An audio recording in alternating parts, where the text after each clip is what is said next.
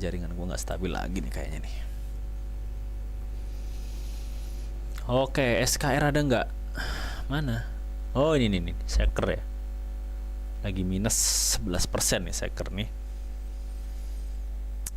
Oke, buat teman-teman ya yang suka konten-konten seperti ini, jangan lupa untuk selalu support channel gua dengan cara like dan share video live streaming ini ya di media sosial teman-teman semuanya ya. Thank you banget yang udah like dan share.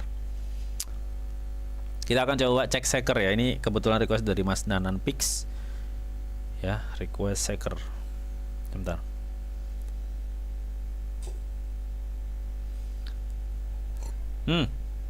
Tadi di apa namanya, di grup tele ya. Buat teman-teman yang belum masuk grup tele, silahkan masuk ya. Tadi itu ada yang tanya ya, belum sempat gue jawab ya. Mudah-mudahan nih masnya yang nanya tadi itu nonton ya. Masnya apa ya itu tadi itu lupa gue. Tanya tuh, Bang, itu Po katanya akan ada migrasi. Sepertinya sih iya ya, kayaknya sih iya. Kalau gue cek di akunnya itu ya, itu kayaknya akan ada migrasi. Gue nggak tahu itu migrasi dia bikin token lagi atau gimana, atau hanya upgrade gimana gitu ya teman. Yang pasti setiap ada migrasi, ketika suatu project crypto itu nggak, istilahnya itu nggak mampu untuk kerjasama dengan centralized exchange, itu dia biasanya ya token atau koin crypto itu akan menarik diri gitu teman. Nah, sempet gue baca postingan di akun POW-nya itu kan, buat teman-teman katanya buat intinya buat komunitas lah ya, buat komunitas yang punya POW di centralized exchange, itu lu disuruh narik di wallet non custodian ya, atau wallet Web3 gitu, kayak Trust Wallet atau kayak MetaMask ya, BitGet ya, kayak gitu. Lu disuruh narik, jangan dimasukkan exchange. Berarti artinya dengan melihat penjelasan itu, berarti kan kayak kurang ini ya, apa namanya, mungkin pihak exchange-nya nggak mau ribet kali ya, dikit-dikit migrasi gitu teman. Mungkin seperti itu mungkin ya. Jadi sebenarnya kalau ada migrasi kayak gitu, lu nggak harus ngapa-ngapain ya temen ya. Sebenarnya ada dua cara. Yang pertama, kalau ada migrasi token seperti itu biasanya terjadi otomatis ya. Itu kalau tim sama central exchange itu kerjasama gitu loh, dikasih tahu nih token gue mau migrasi nih dari pihak central exchange-nya, oke, gitu ya. Jadi kita holder yang kita token atau koin kita yang kita taruh di market exchange itu secara otomatis jadi termigrasi sendiri gitu. Itu kalau ada kerjasama. Kalau enggak, biasanya itu kita di ini teman, apa, suruh ngirim ya, kita disuruh kirim aset kita di wallet yang udah disediain tim dari project token mereka. Misalkan itu kan project POW ya, kita biasanya dikasih alamat nih, kalau lu mau migrasi, lu kirim ke alamat ini, nanti kita akan distribusikan setelah migrasi. Jadi biasanya seperti itu. Jadi ada dua cara itu sih yang pernah gue alamin untuk proyek-proyek kripto migrasi ya. Intinya seperti itu. Oke, ini kalau dibahas panjang lebar nih cuy. Oke, kita langsung aja cek bagaimana price action Shaker ya. Mungkin itu kita update aja ya bentuk video nanti ya, jadi biar enak.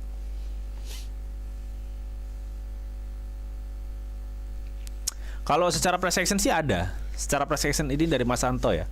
BTC ada kemungkinan turun nggak sih untuk waktu dekat? Kalau secara price action ada. Makanya tadi kan kalau memang nanti akan bisa tertekan turun, itu bisa ke 61 sampai 60 ya. Mentok di 59 lah itu. Nanti gini aja deh, Mas Anton Junior bisa cek ya price action dari Bitcoin. Tadi kita udah bahas kok, udah bahas lama banget. Oke, teman-teman, kita akan coba cek ya ini Shaker. Kebetulan request dari Mas Nanan Pik, gimana kondisinya? Ini kita lihat udah masuk ya di time frame 1 hari cuy. Ih, ini 1 harinya kok ngeri. Ini jangan masuk dulu ya. Ini agak-agak ngeri-ngeri sedap soalnya. Ini udah ngebuat double top loh ini dari konsolidasinya. Ini udah ngebuat double top. Ini bisa break, dia sampai nggak mampu atau nggak kuat nih menahan di area yang gue kasih tanda merah. Ini bablas dia ke bawah. Bablasnya kalau sampai mana? Ya sampai area supportnya di sini. Sebentar, ini gue kasih tanda kuning aja ya buat hati-hati. Ya intinya sekarang kuncinya itu di area yang gue kasih tanda kuning ini untuk Shaker ya, SKR ini. Ini sampai jebol, dia bablas ke merah ini. Intinya seperti itu. Karena kita udah dikasih warning ya. Ini udah ada nih. Udah ada a double top di sini yang sejajar. Ya. Meskipun ini dalam konsolidasi sebenarnya. Cuma ini udah ada double top. Artinya double top itu apa sih, Bang? Double top itu berarti apa? Di sini tuh banyak suplemen. Ya, di sini banyak suplai. Jadi demand berusaha ngejebol tembok suplainya ini gagal. Alhasil ngebuat top tuh dia. Dan ini percobaan udah 2 kali gagal gitu. Nah, kita lihat aja. Mampu nggak dia naik lagi? Mampu nggak dia break? Kalau nggak ya bablas nih ke bawah. Nah, itu hanya sekilas saja. Dan kita akan coba cek dari segi volumenya seperti apa. Yang gue lihat ya, ini dari segi volume di time frame 1 hari. Tuh, kalian bisa cek nih volumenya. Secara persentase, volume dari shaker itu turun. Terlepas dari itu entah volume buy atau sell. Intinya volumenya turun. Dan saat ini volumenya itu kecenderungan sangat-sangat kecil. Otomatis dong, dengan melihat ini aja kita bisa tahu ya bahwa wah ini sepertinya potensi kenaikan sama penurunan itu besaran yang mana. Kita udah tahu itu. Ya, kita cek di time frame yang lebih kecil. Nah, di time frame yang lebih kecil kita akan lihat ini untuk short termnya akan ada naik dulu atau penurunan. Tapi kalau di time frame 1 hari, gue bisa bilang ini akan ada turun. Tapi untuk short term, kita lihat aja short termnya. Oke, yang pertama kita akan coba cek volumenya dulu ya untuk short term. Volumenya kecil, men. Ya, kita belum lihat di sini adanya volume yang lumayan untuk bisa nge-push harga. Terus untuk MACD-nya ini belum ada konfirmasi kenaikan. Ya, belum ada konfirmasi kenaikan. Terus yang gue cek dari stok RSI-nya ini udah overbought ya. Sebenarnya ini tinggal tunggu demand. Untuk short term gue pikir ini akan ada kenaikan tapi tipis, bukan suatu kenaikan yang besar. Karena apa? Karena di time frame 1 hari ini memungkinkan untuk turun. Tuh. Berarti gimana nih, Bang? Berarti ya, ini gue pikir akan ada suatu kenaikan, dia akan ngambil di resisten di sini nih. Karena ini bukan suatu kenaikan yang besar ya.